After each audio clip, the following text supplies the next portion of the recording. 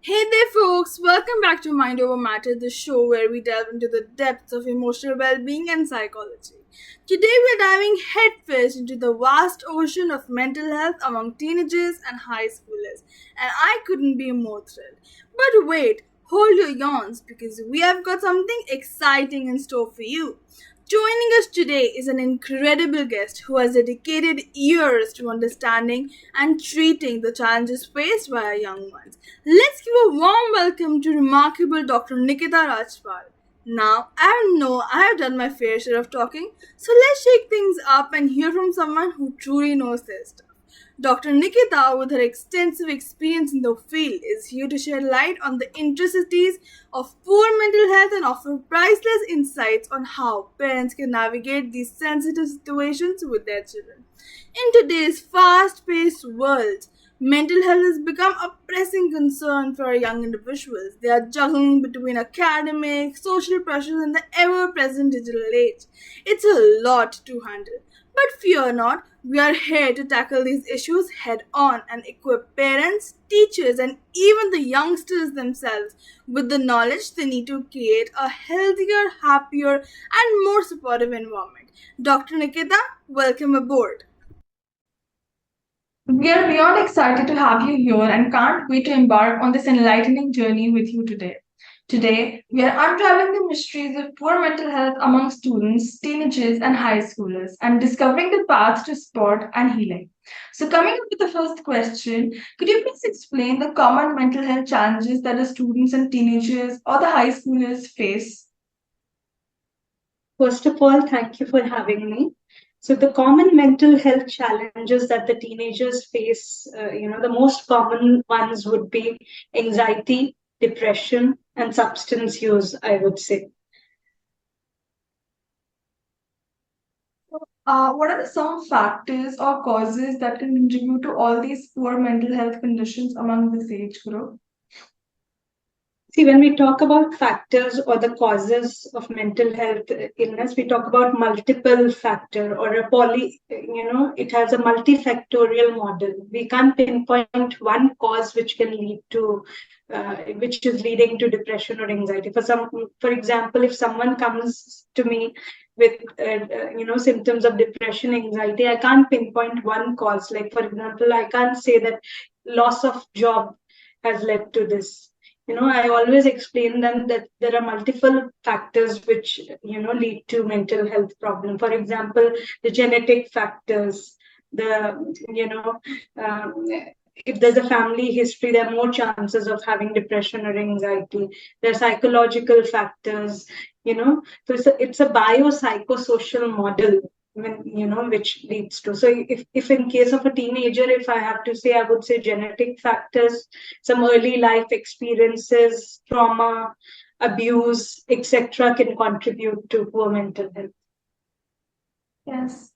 So as we know that social media it is at its boom right now. So how does media impact the mental health of students and teenagers? So, you see, everything has a negative and a positive impact. We all know that. We all know what are the positive impacts of social media. It keeps us connected. All of us can, approach each other whenever we want to, which is a good thing in a way. So, it has a positive impact also. But if I talk about the negative impacts, sometimes, the involvement in social media is so much that it is to an extent of addiction, which is a negative impact, I would say. And social media, sometimes, through social media, some messages which are passed on are not right, and they may not be correct. So that again is a negative impact, because the message which is passed on through social media is really fast. Like, it it passes on like lightning.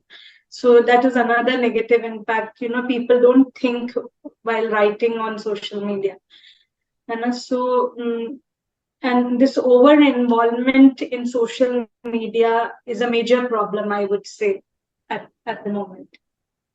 So So, ma'am, what are the warning signs that parents should look out for when it comes to their child's mental health? Because nowadays we often try to overlook or, let it go unaddressed this very vital topic of mental health. So, parents know how their children behave. They know the nature of their children, how they are behaving every day. And so, if they find any change from their day-to-day behavior, for example, a child who is being a calm kind of a child who does not misbehave suddenly starts misbehaving, remains irritable.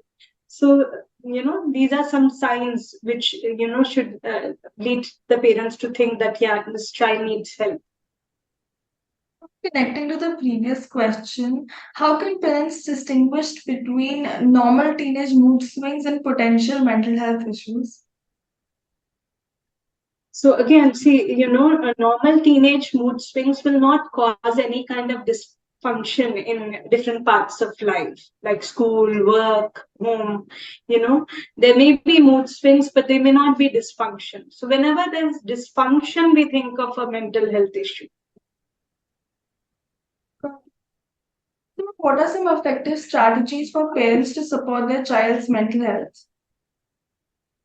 So there are different strategy. And first of all, I will emphasize on the parenting style. If you know, there are different kinds of parenting style. There are permissive parents. There are parents who are an authoritarian.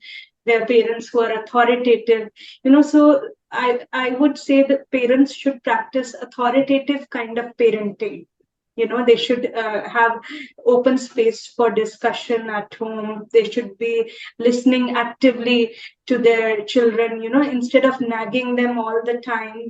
There should be a space for discussion. They should be listening to them also. And so there should be a positive environment at home overall. So, ma'am, are there some coping mechanism or techniques or tips that you would like to tell the students or the teenagers that they can use to manage their stress and anxiety? There are many actually, coping strategies. I'll mention a few of them. One, I would say that, all of us, not only teenagers, we should have a relaxation time for ourselves. And, if the relaxation time is more of active kind of a thing, like, some physical activity, it's even better. Some people indulge in passive kind of relaxation activity. I would suggest people should do more of a active kind of a relaxation active, playing something which they like. Like, for example, if somebody enjoys badminton, should be playing more of that. And other coping strategies, like, indulging in yoga, meditation, and apart from that, taking out some fun time with your children. Parents should be going out with their children once in a while, taking out some outdoor time, etc.